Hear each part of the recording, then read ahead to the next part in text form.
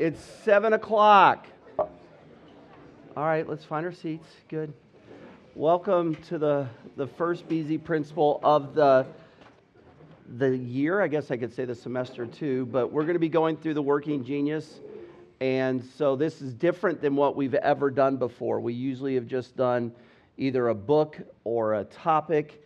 This is going into, we're going to break down that Working Genius assessment that you took and that we went through in Foundations, but we're going to break it down section by section over the next 8 months. So hopefully by the end of this, and if you're a senior and getting ready to apply for a job, you're like, yeah, I know exactly what kind of work I need to be into. Or even if you're a sophomore or a freshman, well, you know freshmen in the room, but sophomore or junior, and you're looking at that and you're like, okay, I start to understand how I work, how other people work. I understand that if I'm on a summer internship and they're asking me to do X, I understand how I might respond, which makes you to understand that, hey, I can't react in this way, I can respond in this way. So the way that what we try to do in these mornings is a BZ principle is timely and timeless information. So the idea, if you've ever been in speech class, it's timely, so it's for today, but it's also timeless, it will outlive today. And the goal is to present leadership topics, or as we're going through the Working Genius, to provide those topics, not just to present them, but to get you to engage in intentional discussion. Maybe discussion in your own mind, maybe discussion with others, that would be great. But the ultimate goal is that you are a change agent, not for the world, but for Jesus Christ. So it doesn't matter if you're in church work, you're in nursing work, you're in business, you're in communication, psychology, the arts, any of that. You need to be a change agent in the field that God puts you in. But not only there, you need to be a change agent in your families. You know, what God needs you to be for your parents, for your brothers, your sisters, maybe one day your spouse and your children. God needs you not to just do the status quo and just go, well, that's why the way that my kid is, but trying to understand, is there a reason why your child doesn't want to do the task that you've given them? Like my oldest is really into dreaming. I don't get it because I don't like wonder. But like for me to give Keegan just task after task after task after task, it's almost like I'm fighting with him instead of sitting beside him and go, okay, how can we organize the basement better? And then he just starts loving life, and then all of a sudden the basement's clean. It's the idea of that as a family member, you're trying to be a change agent as well. What about in churches?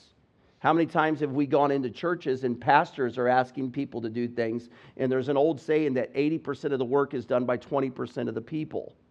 And I think a lot of that, pastors, people wanting to be pastors, they forget the idea that you've got to understand the people that are volunteering and working in your church, but also you as somebody who's in a church, find the stuff you're passionate about. Go tell your pastor, go tell your leader and say, look, I'm really passionate about X. Let me get that done for you. I know as my dad was a pastor for 40 years, that didn't happen a whole lot. It was more the pastor had to go. That's why we have these conversations, all right? It's to have these timely and timeless information. So it's going to be for today. It's going to outlive today, but intentional discussion. Now this morning, you were like, it's 7 o'clock. I'm not going to discuss anything. Cool. But you can discuss it later. And the ultimate goal is to be a change agent for Jesus Christ. So what we are doing here is we have to remember what we're trying to do. So it's a BZ principle, so we got to bring in BZ. You're providing extraordinary effort, and you're striving for excellence. No perfection is involved in this. No given structure on how you have to do everything. It's different for everybody, but you're going to provide your best, and you're going to strive for excellence. That's how we're going to do it. The approach that we're going to take this year is a little different than what we've done in the past. We're going to have this same approach every single month that we're together. And it's going to follow this. And we saw this at training. We're going to have an awareness, which is a knowledge of. That just makes sense. Think of higher learning. Education majors, you're going to geek out a little bit. I'm going to go into Bloom's taxonomy a little bit here. But the idea is that in awareness, you have a knowledge of. I'm going to give you the information. The goal is that you're going to know it. In buy-in, it's a willingness to. So now it's like, okay, I know, now I'm going to try. Willingness to go to ownership, which is that idea of stewardship. You're a steward and you're a custodian. Whenever I take students or anybody to Disney World, I ask them this question: how many custodians do you think the Magic Kingdom or Disney World has? And they're like, well, maybe a couple thousand. No, the correct answer is, because of their culture, they have over 70,000 custodians across that company in Florida, because every single person is seen as a custodian of the experience, a custodian of the facilities. They're all responsible for that. So when you look at ownership, you're being a custodian. You're looking after, you're stewarding, you're making it better. So we're going to look at that approach. We're going to break it down every single time in that approach, okay? So let's just jump in. And my goal is to make sure there's time for questions at the end. So the big idea for today: work is all around us. There's one big idea. Work is all around us. Another big idea: work is a part of everyday life. And then the last one: work is worship. So work is all around us, work is a part of everyday life, and work is worship. That is the big idea for today. So what we'll do is we're going to unpackage this with awareness, buy-in, and ownership, but the goal is to see that, okay? So what is work? I wrote a couple things down. And I also looked, ChatGPT helped me a little too, so I feel like I'm pretty good right now. But hey guys, ChatGPT is a resource, so we can use it. So work is a task to be undertaken, right? It's a task to be undertaken. You're getting ready for a chapel. The task to be undertaken is you've got to study. You're getting ready to do a video. The task to be undertaken is you better have the camera. You're planning an alt night. You better have the alt night all figured out. If you're an ops guy, you're trying to figure out what are the next step. Renova, you're making sure you have coffee. You know, it's a task to be undertaken. Number two, it's an activity involving mental or physical effort. So work requires your mind and your body. You don't want to go into a job and just be rote memory and all this stuff. So when I worked right out of my freshman year, I worked at a sheet metal company, third shift. Third shift is awesome. Never do it again, but that's okay. But my job was to put these big metal pieces in this 75-ton machine, push two buttons, and have the machine cut out the door for a semi-truck. That was my job. But the reason why I say that work is a mental and physical, because that was very physical, lifting the sheet metal, putting it in over and over and over again. But the mental part was I got to hit both buttons at the same time. Now there's a reason why you have to have both buttons doing that. They don't want your hand underneath. So it's all idea that work needs to be mental and it needs to be physical. So that's it. Work, activity involving mental or physical activity, but it achieves a specific results. Work is also your responsibility. Whether you know it or not, if you were designed and you were in the image of God, God in the first chapter of the Bible, the way our Bible's laid out, is work. What He is doing is work. We were designed to work. It's your responsibility. It is your requirement. The Bible is full, or the Word is replete, of times where people say, work, do this, work, do this. Or even the history of a lot of governments is if you work not, you're not going to eat. So the whole idea is work is a requirement. Here's the last thing I want you to hear about work. It can be seen as a frustration. I got to go to work. I can't believe I have to do this job today. So my reflection questions before we go into the discussion of the working genius this morning: why do we define work in this way? I'm not going to make you raise your hand. This is rhetorical. Why do we define work in this way? Why do we define work that sometimes it's frustrating? Could it be that we're just not have a proper perspective of work? Why do we view work sometimes that it's always mental and not physical, or vice versa? And then the other question, what if we could find joy and energy and fulfillment in work? I think God designed you that there are going to be things because of the fall, because of sin, that we have to do that we don't like to do. But God designed work so that we can find joy, fulfillment, and even energy in that. So today, we're going to be talking about the overview of the working genius. This is a high overview. The next several months will go into the deeper levels of, okay, what are the way it's missed and the way it's misused, the way that it can help you do in meetings. We'll go through all of that. But today, high level, high 30,000-foot thing so that you understand the working genius. Our view and perspective and attitude of work must change.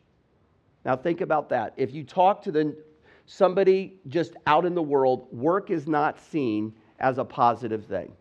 I've got to go to work today. Wow. Even this morning, I was walking by somebody, and he was like, well, at least it's Friday. And I'm like, what in the world? Like, what's going on here? So, but the whole idea is we don't view work in a positive way. We have a bad attitude about work. How dare they ask me to do this? We don't see the bigger why, like, oh, all I'm doing is doing chords, instead of, hey, I'm setting up this event so that these people can go outside last night and have a chill. That was a pretty fun night last night. Chill night with jazz music, coffee. That's what the ops guys did. That's what you guys did. But sometimes we view work as like, I don't really want to do this. I don't really want to go to this meeting again. Our view of work needs to radically change. It needs to go through a paradigm shift. The working genius model is 80% productivity, 20% personality. So it's not like a DISC profile. It's not like Myers-Briggs. It's not like the Enneagram. It's the idea of how do we get work done. That's 80% of it, and 20% personality. I don't mind personality tests, but for me, that gets me excited because I'm like, now I'm going to learn about how I work, how I'm wired to work, how God created me to work, and then I'm going to learn how other people are created to work. So Jesse is a wanderer, and I'm an inventor. Wonder is a frustration of mine, but I get to understand, okay, if I don't have Jesse and Weston and other people wondering, then my inventions are just going to be inventions for no sake, and they don't make any sense. And I'm starting to understand how other people view work. So when I see them at work and they're not me, I don't get frustrated. The first thing is I'm not getting frustrated. I'm trying to understand them. Go back to what we talked about last year. Seek to understand, then to be understood, with one of the 7 habits. All right. So again, awareness, buy-in, ownership. So let's jump right into the awareness part. And we're going to fly pretty quick. Awareness. The working genius model will identify and explain how you view work. That's what it's for. It will identify and explain how you view work. And it's not just your job. If you took it from the perspective of, I'm going to be a chaplain, we're going to have to retake it because that's not how it's designed. It's taken as, hey, I want to be a chaplain, but I also have to do schoolwork, and I also have to do work at the house, and I also have to do work with friends, and also have to have work with relationships. It's a holistic view of work. That's what it is. The working genius is a model to show you how you approach work. There are natural tendencies. How many of you in here are right-handed? Raise your hand. How many are left-handed? Okay, left-handed people, if I asked you to sign your name right-handed, would it be very easy? No, right-handed people, we wouldn't have a chance. The idea is you got to look at the way God designed you. Like if He designed you to be a wanderer, that's how you are naturally going to view work. And it takes effort to stop and go, is there other elements of work? So it's just going to help you approach that. So let's go through the 6 really quick. All right, so if you've all taken the assessment, I'm just going to review the 6 really quick. So wonder. Wonder is that person, this is Jesse, who speculates and questions. They're willing to sit in ambiguity and imagine possibilities. That would drive me absolutely bonkers. But without that, I can't do my job. So that's wonder. Invention's the next one. Take challenges and generate solutions. Innovate from scratch and love a blank whiteboard. Let me stop. This is the one that the world looks at and says, well, they're the geniuses. No, I'm not a genius without the people who wonder, even though I'm an inventor. I'm not a genius without the people who can discern. I'm not a genius without the galvanizers, the enablers, or the tenacities. There are certain things in life where people will be like, you could come up with stuff out of nowhere, so you must be a genius. Don't allow comparison to be a thief of your joy. So if you are an enabler and a tenacity, be okay with that. Embrace that. So you've got wonder, you've got invention, discernment. You evaluate the workability of an idea. I hate that Weston can do that so easily because he pokes holes in my ideas. Curators of what's going on around them, recognize patterns and connects the dots and provides feedback. That's a discerner. Somebody who can see that. My wife is a discerner. So we have had to have conversations because sometimes I feel like I'm sharing ideas and Danielle's like, no. I'm like, am I an idiot? But what the idea is, she can just see patterns and she's not doing it out of like to be mean to me. She's like, I don't want you to look like an idiot. So the idea is that's what the discerner is. They can recognize patterns. Galvanizers, they get things moving. They push people out of comfort zones. They inspire others to get started. They rally people around an idea and move them in the right direction. That's what a galvanizer does. Enablement. Now that always sounds bad because enablement, that word gets branded in the wrong way in our society. You're enabling them to do this. No, that's not what we mean. Enablers make things happen. This is Leslie. If you know anything about Leslie Pickering, Leslie makes things happen. And if I have an idea, the first thing she says is like, let me do it. You need people like that. These are the unsung heroes probably of work. They're the enablers. They know how and when to help. They're extremely flexible. Leslie could be working on a project and I go, Leslie, I need you to do this. She's like, okay. They're extremely flexible. They also are people-oriented and want to help realize a vision. Tenacity, task-oriented. They love getting things done. How many of you love to-do list? You've probably got tenacity on your list, don't you? I hate them. That's why I have to-do list. Not because I like to-do list. I just know that I won't get things done without a to-do list. Some of you love it. It's like, I got to put this on my to-do list, like brush teeth. Check mark. That's my mic. I don't know why it's doing that. But check mark, anything like that. They're looking for things like that. So that's the working genius. The 6 of them, there's a saying that they use in the working genius. Work is a 6-letter word. You need all of those to do work. Some of you think, well, I just got to get the job done. Tenacity. No. You need a wonderer. You need an inventor. You need a discerner, a galvanizer, enabler, tenacity. All those fill into work. Like if you're planning an alt night, you can't just go like, okay, we got to get everything done, without stopping and doing the CX mindset and wondering, hey, who are we actually serving? What are they going through right now? What does the students really need right now? Okay, now you invent. Now you discern, is this the right thing or is this going to be something that is too expensive? Then you galvanize. Okay, how do we get the team excited? How do we get marketing involved? Then you allow marketing to enable and get the graphic designs, the videos, and then tenacity happens. That's how work happens. And we're going to see that. Work happens from 30,000 feet to 5,000 feet. Where do you fit in there? Wonder is your highest, tenacity is your lowest. So where are you in the altitude of work? I'm in the middle. So if you come into my office, my first thing to do is not land the plane. My first thing to do is get the plane back up in the air, which can get you airsick. So it's understanding that. So those are the 6. The other thing that we have is we have 3 categories. So you have 2 in each of these categories. You have your working genius, that's your top 2. Then you have your working frustrations, that's your bottom 2. The middle 2 are the most misunderstood. It's called your working competencies. So your working geniuses, you're really good at. You're gifted.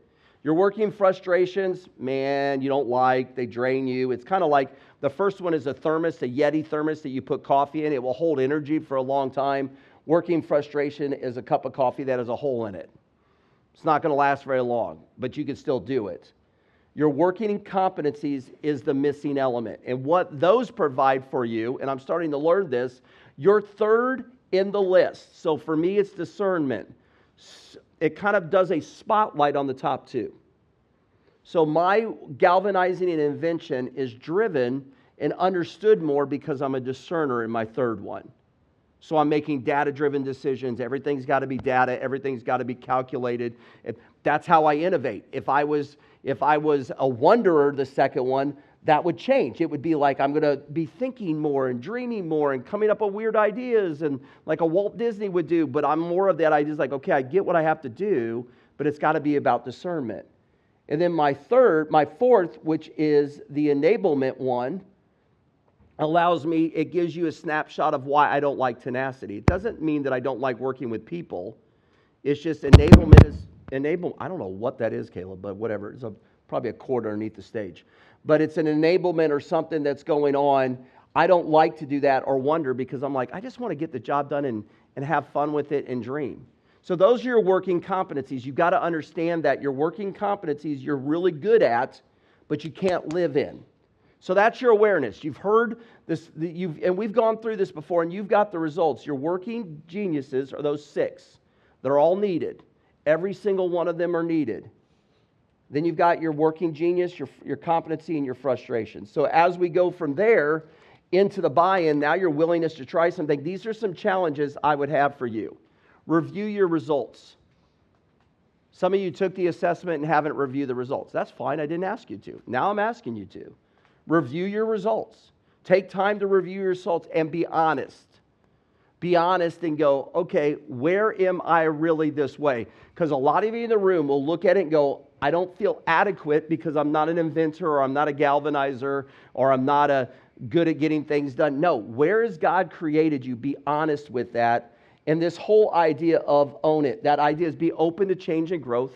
Wrestle with ideas and concepts. Never compromise the important. How did God create you? Involve others in total commitment. So the whole idea is, I need you to stop right now and look back at that assessment and assess where you spend your time. So for me, once a week, I sit down. This is just me. Happens Fridays at chapel, except if Trey's speaking. But usually it happens Fridays during chapel. If Trey's speaking, it's Thursdays during chapel. It's the whole idea that I'll stop and go, this week, where did I spend the majority of my time with those geniuses? Did I spend it in my frustrations, my competencies, or my geniuses? I don't spend a whole lot of time. It's about 2 to 3 minutes. And last week, it was mostly I spent the time in my frustration. And I'm like, okay, that makes a lot of sense. I was a little bit more irritable last week. I was more irritable because I was, now, and let me back up and say this. There are times that I have to do tenacity work. The willingness of the working genius is I can't come to you and say I'm a galvanizer or inventor, accept it, get out of my face. Don't make me do anything but galvanize and inventing. That would be extremely, extremely selfish and wrong. There are times I have to do tenacity and wonder work, but it's always with the idea I got to get back to galvanizing and inventing. I've got to get back. I've got to use the people around me that are wanderers and tenacity. I've got to be able to do that. I can't live in that. But last week, I lived in that, and I didn't ask for help. And the best leader is a self-aware leader. So the idea that I need to be self-aware of where I'm spending my time. So where are you spending your time? Maybe that's why you're frustrated with the job. Well, I'm spending my time in the wrong area. Talk to your leader about it, which brings us to the next one, ownership, the idea of you're going to have to be a steward. So what I mean by that really quick is my challenge to you is discuss it with a friend. Discuss your results with a friend. Discuss your results with a family member. Have you ever done that? So like my dad passed away back in 2019. And so like the working genius wasn't there then. But this would be one of the things I would talk to my dad about is like, Dad, let me talk to you about how I took this assessment. What do you think? Have you seen that in my child? My dad would have said, yeah, I definitely seen it. You're an inventor. You're the guy out building stuff. But then also, you're also the guy that when I tell you to mow the yard, you get some good ideas going and you leave it half done. So I don't do that now. I just don't weed eat all the time, so whatever. The idea is like my dad could have seen those things. So have those honest conversations. Have those honest conversations with friends. Have those honest conversations with supervisors. Because how do you not know that your supervisor just doesn't understand your working genius? And I think a lot of times, and I forget who I was talking to about this. Actually, I do know who I remember talking to. People signed up to work in your groups or you work with people because they're passionate about that. Let them know what you're passionate about, how God wired you so that you can get connected in those ways. I might not know that some of you are like, man, just let me dream a little bit. All right, let's sit down together and dream a little bit. Or there's others of you who's like, I just want to get the job done, Brian. Can you stop inventing? So that whole idea, be willing to have those conversations with people. So it does require an awareness. Now, that was a very high-level overview. The next several weeks, we're going to get into the weeds of it. What does it mean for altitude? What does it mean for meetings? What does it mean for decision-making? What does it mean for conflict? All those things. But that's the awareness, the buy-in. Are you willing to try? Go back and read your assessment. Go back and read it. And then ownership, have those conversations with other people. Because work is a 6-letter word. I know it's not. It's actually 4. I can actually count. But it's the idea that you do need wonder, you need invention, you do need discerners, you need people that can rally the troops, you need people that are going to get behind you and get things happening, and you need people who are willing to land the plane. Where are you? Where are you in the team?